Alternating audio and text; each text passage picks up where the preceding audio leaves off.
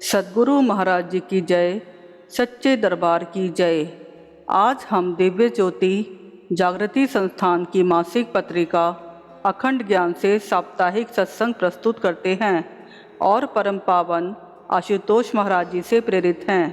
आज का विषय है गुरु संपूर्ण साधना के साध्य, जो सितंबर 2015 की अखंड ज्ञान पत्रिका से प्रेरित है।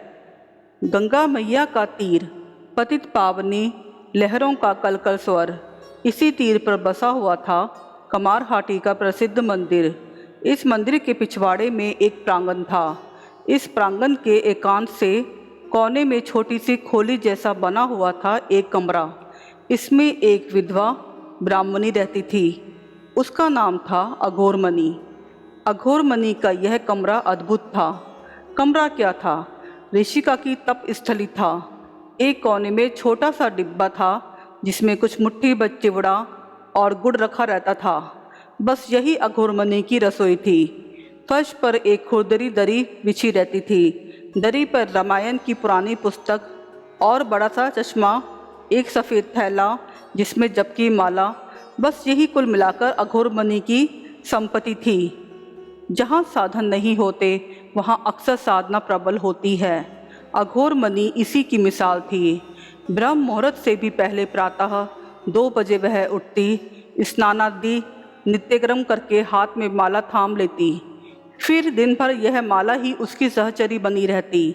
हर मनके पर उसका मन सिमरता बाल गोपाल नाम का मंत्र, जय जय गोपाला नंद का लाला।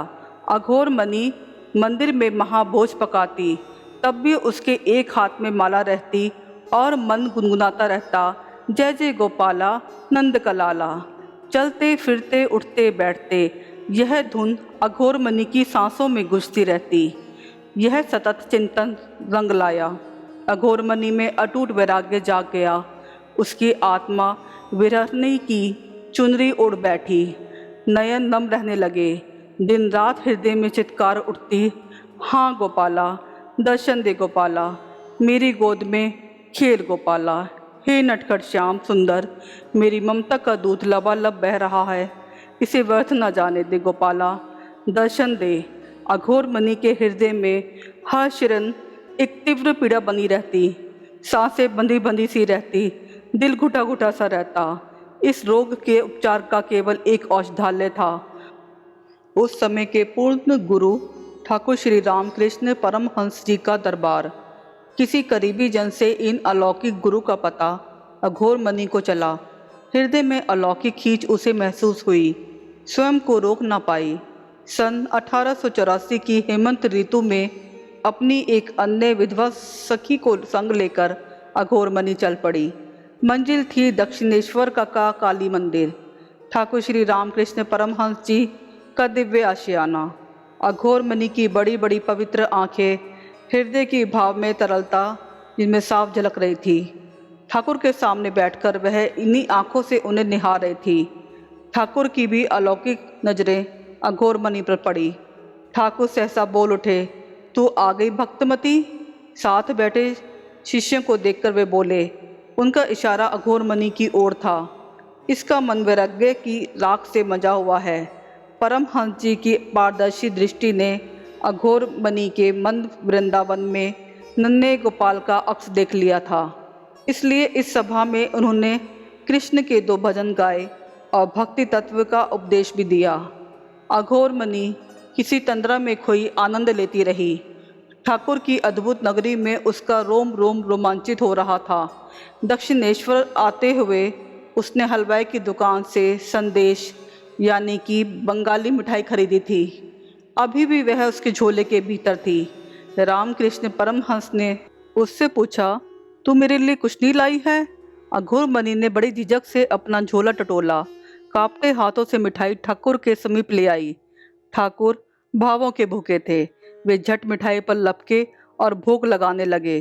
अभी 2-3 टुकड़े ही मुख की भेंट किए थे कि वे बोल उठे, यह तेरे हाथ का स्वाद तो नहीं लगता।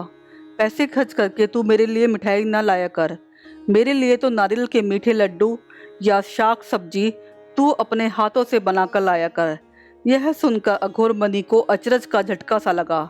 मन में विचार कौन था, बड़े विचित्र हैं, भला मैं इनके लिए नारियल के लड्डू क्यों बनाकर लाऊंगी, और भला मैं यहाँ दोबारा क्यों आऊंगी। अघोर मणि की बुद्धि ठाकुर के अपनेपन को हजम न कर पाई। वह तनिक नकड़ी सी हो गई। विदाई का समय आया। अघोर मणि चलने लगी तो ठाकुर पुनः बोले, दोबारा जल्दी आना भक्तमती। अघोर मणि के होठों पर रूखी और बेजान सी मुस्कान फैली, फिर सिकुड़ गई। अघोर मणि वापस अपने छोटे से तप स्थल पर लौट आई। उसके मन में रह रहकर उठता, मैं क्यों जाऊं उस बाबा के पास, मेरा सब कुछ कृष्ण मुरारी, जय जय गोपाला, नंद कलाला। अघोर मणि कृष्ण जाप में मग्न होने की कोशिश करने लगी, पर उसकी कोशिश अपना असर खोती जा रही थी। कुछ ही दिवसों बाद अघोर मणि की आत्मा ठाकुर से भेंट करने को तड़प उठी। शायद मन बुद्धि जान नहीं पाए थे, पर आत्मा ठाकुर के पास से रूहानी प्रसाद चक्कर आई थी। अब फिर से उसमें तलब उठ गई थी। ठाकुर का निश्चल प्रेम आखिर उसे खींच ही ले गया दक्षिणेश्वर। पर इस बार उसके झोले में बाजार की बासी मिठाई ना थी, नरम नरम और ताजे नारियल के मीठे लड्डू थे। ठाकुर से पुनः रूहानी भेंट हुई। अघोर मणि के लड्डुओं का उन्होंने रचकर सेवन किया, स्वाद की गुणगाथा गाई। अघोर मणि खुश तो हुई, पर साथ ही वही दुविधा उसे सालने लगी, ये कैसे खाओ पीऊ बाबा हैं, मुझसे कोई धर्म चर्चा तो करते नहीं, बस वही भोजन लोलुपता की बातें, मैं क्यों चली आई यहाँ। अघोर मणि उलझी उलझी हुई वापस लौटी। कृष्ण नाम की माला हाथ में थामी और जपने लगी, जय जय गोपाला, नंद कलाला। पर ऐसा लगता था जैसे ठाकुर ने दिव्य स्नेह की अदृश्य डोर अघोर मणि के हृदय से बांध ली थी। जब भी वे उसे कसते, अघोर मणि की आत्मा खिंची चली जाती और हर बार बड़े प्रेम से ठाकुर के लिए भोग भाजी पकाकर ले जाती। यही क्रम 3-4 माह तक चलता रहा। अब तो कई बार उसके पांव दक्षिणेश्वर की फेरी लगा आए थे। अघोर का मन भी संगम घाट जैसा हो गया था। एक ओर से कृष्ण चिंतन की गंगा धार बहती, दूसरी ओर से ठाकुर का चिंतन यमुना की धार बनकर घुलने लगा। एक सुहानी सुबह अघोर मणि अपने कमार हाटी के कक्ष में बैठी थी, नाम जाप में तल्लीन थी। तभी उसकी नज़र बाई तरफ घूमी। चटाई पर दिव्य मूर्त बैठी दिखाई दी, साक्षात ठाकुर श्री राम कृष्ण परमहंस। अघोर की आंखें उनका स्पष्ट दर्शन कर पा रही थी। ठाकुर की मुट्ठी में बंद था नारियल का मीठा लड्डू। अघोर उमंग से उचकी। उसने ठाकुर को छूकर देखना चाहा। उसी पल उनका श्री स्वरूप ओझल होने लगा। वह विलीन होते होते 10 माह की नन्हे गोपाल में बदल गया। किलकारियां मारता हुआ, गुडलियां चलता हुआ प्यारा सा कन्हैया अघोर की तरफ दौड़ा। उसके छोटे छोटे नयन चुंबकीय थे। तुतलाता हुआ नंदकिशोर बोला, माखन दे, माखन दे।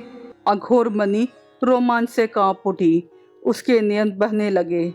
रूंधे कंठ से बोली, गोपाला, गोपाला, मेरे गोपाला, मैं निर्धन विधवा तेरे लिए माखन कहाँ से लाऊं। पर कन्हैया अपनी जिद्दी अदा का जादू बिखेरने आया था। अघोर का पल्लू पकड़कर खींचने लगा।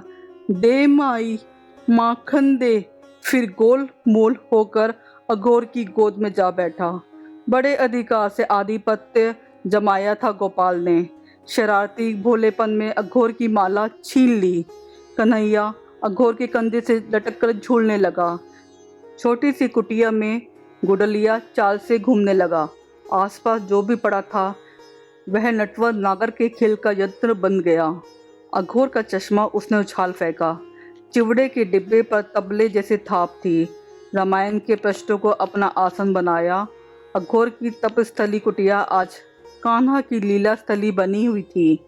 उसकी तपस्या आज रंग लाई थी।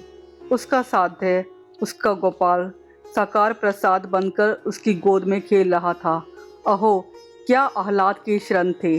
पर यह आह्लाद किसका आशीर्वाद था। यह पारलौकिक प्रसाद किसके प्रसादी हाथों से उसकी अंजुलि में आया था।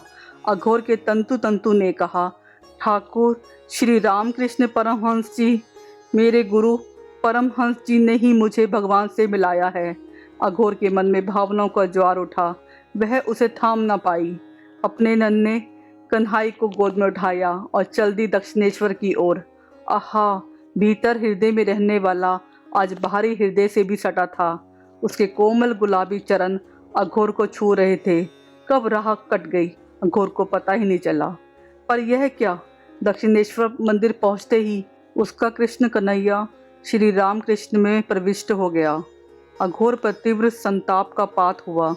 उसकी आत्मा हाहाकार करती हुई ठाकुर से गुहार करने लगी। गोपाला, गोपाला, ठाकुर मुझे मेरा गोपाला वापस लौटा दो, मेरा जीवन दे दो। आपने ही तो कन्हैया से मिलाया। अघोर सत्य तो कह रही थी, पर पूरा नहीं। अभी सत्य का पूर्ण चंद्रमा उसकी चेतना में उतरना बाकी था। ठाकुर की अगली लीला इसी हेतु थी। जैसे ही अघोर उनके कक्ष में पहुंची, ठाकुर भाव समाधि में लीन हो गए। उनकी भाव भंगिमा निश्चल व बालवत हो गई। वे गुडलियां चलने लगे। कन्हैया की नटखट बाल सुलभता ठाकुर के रोम रोम से टपकने लगी। वे अघोर मणि के पल्लू को पुत्र भाव से हिलाने लगे। अघोर गदगद। उसने झोले से माखन मिश्री निकाली। अपने हाथों से उन्हें ठाकुर को खिलाने लगी। उसके हृदय का कोना कोना नाच उठा था। अब तन भी नाचने लगा। वह झूम झूम कर गाने लगी, ठाकुर तुम गोपाला, मेरे गोपाला, साक्षात कृष्ण कन्हैया, नटवर नागर बंसी बजैया, आन छिपो मेरी ममता के आंचल। अघोर के समक्ष परम रहस्य उद्घाटित हो चुका था। गुरु ने किसी दूसरे भगवान से नहीं मिलवाया था, बल्कि गुरु स्वयं ही भगवान था। साधक की सभी साधनाओं का साध्य। ठाकुर भाव समाधि से सामान्य स्थिति में आ गए। उन्होंने अघोर के कंधे पर भी थपकी दी और नया नामकरण किया, गोपालर माँ। बस उसी दिन से दक्षिणेश्वर मठ में अघोर मणि गोपाल की माँ के नाम से वंदनीय हो गई। बहन निवेदिता के शब्द थे। गोपालर माँ के वात्सल्यपूर्ण मातृ भाव ने गुरुदेव श्री रामकृष्ण परमहंस जी को बालवत कन्हैया भाव में उतरने को विवश कर दिया। सद्गुरु महाराज जी की जय, सच्चे दरबार की जय। इस तरह के और अधिक लेख पढ़ने के लिए हमारी मासिक पत्रिका अखंड ज्ञान 3 भाषाओं हिंदी, अंग्रेजी और पंजाबी में उपलब्ध है। आप नीचे दिए गए लिंक पर क्लिक करके पत्रिका की सदस्यता ले सकते हैं।